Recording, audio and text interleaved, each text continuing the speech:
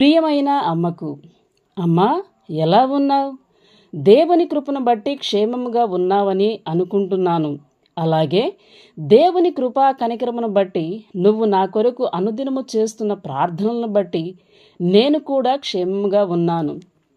ప్రతిరోజు ఈ లోకముతో పోరాడుతూ ఎంతగానో కష్టపడి మమ్మల్ని పోషించావు. నువ్వు మా కోసం చేసిన త్యాగాలు రోజు నన్ను పలకరిస్తూనే ఉంటాయి. నీ కడుపున పుట్టినందుకు చాలా అదృష్టంగా భావిస్తున్నాను.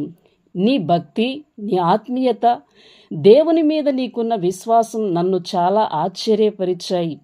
మాకు ఏ కష్టము రాకూడదని ప్రయత్నించావు, కానీ దేవుడు మన మంచి కోసమే మనకు అనుభవాలు నేర్పించడానికే కొన్ని పరిస్థితులను అనుమతించాడు. మా నీకు గుర్తుందా? ఆర్థికంగా ఇబ్బందిగా ఉన్న రోజులు అవి.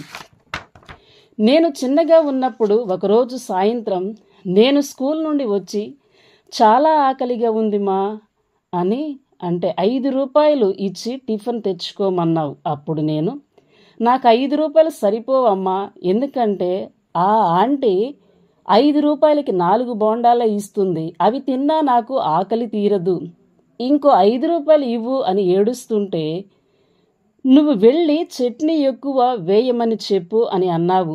అయినా నా మనస్సుకు తృప్తి లేదు.